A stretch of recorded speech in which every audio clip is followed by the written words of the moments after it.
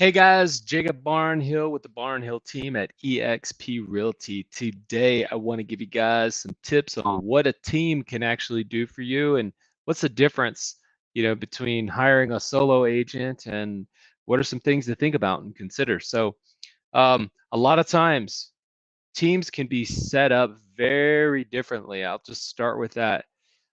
There are agents sometimes that get together and they want to be a team and it's just them two. One of them's maybe a little bit better with the paperwork, but they both go show homes. They both can work, with sellers, or however they want to set up, however they're doing it. Could be a team.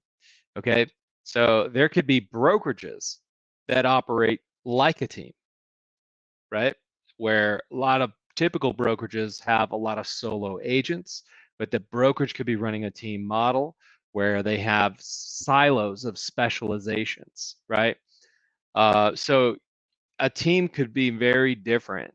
I want to just start with that. When you're interviewing a team, you want to make sure that you understand what that team can do for you. Sometimes a team might be a very small team, right?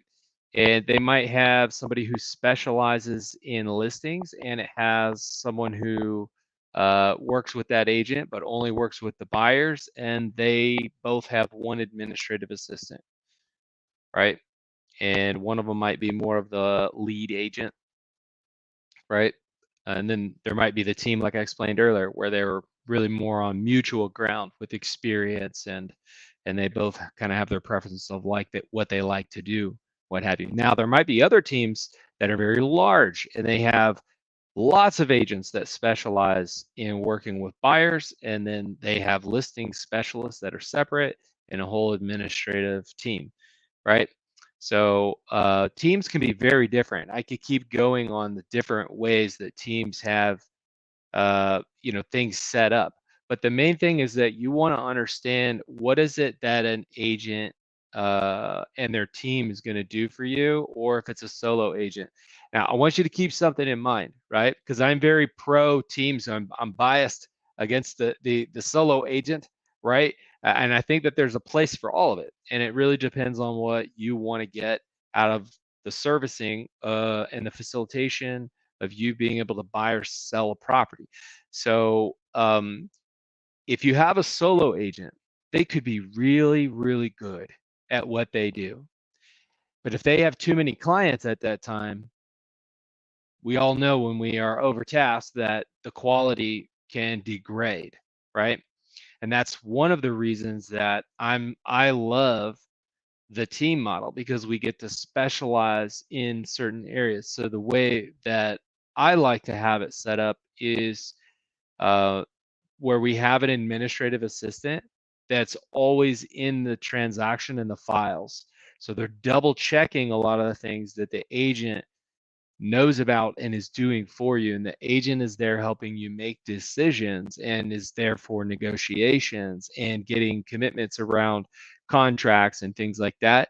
And then that assistant is there to go service and schedule and do a lot of follow up and make sure we submit paperwork and things like that. And a lot of times that takes the agent a lot of time to switch gears throughout the day and have it to come back to a laptop and open an app and go create digital signatures and all that stuff. When the administrative staff, when they do that, the agent can go spend more time with the client, and they can also, just like any great leader, be more strategic in the transaction and be thinking for the client, and they have space to be able to think about that and not always having to be on and switching tasks. You have no time to think when you're always doing that, and you want to do it at a high level and have high quality at the same time. So and it's also really great. I love the team because we get to bounce ideas off each other. So the team doesn't cost you any more than a typical agent per se in a lot of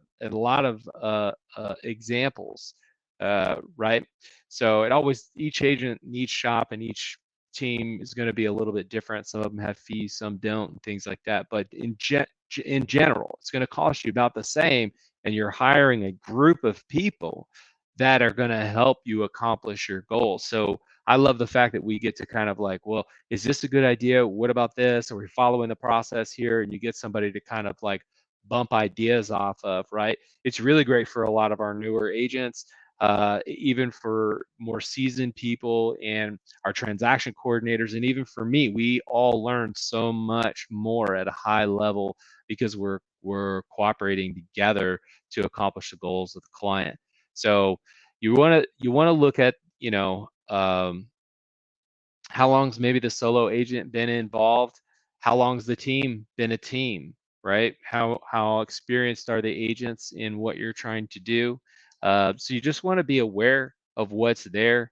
I'm very pro team.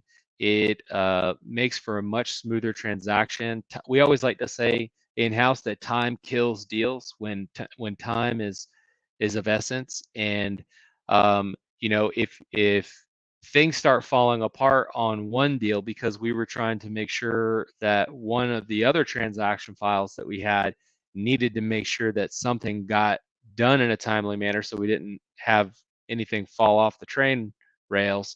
But then other things start falling apart because we were so focused on that one thing. That gets really hard for an agent to do so many things.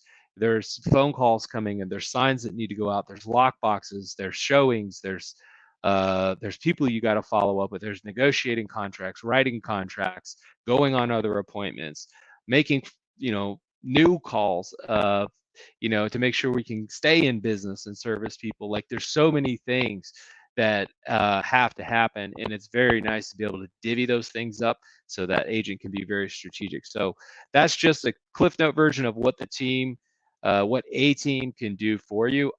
Of course, always ask great questions. Make sure you know what you're getting into and you feel comfortable with who you're hiring.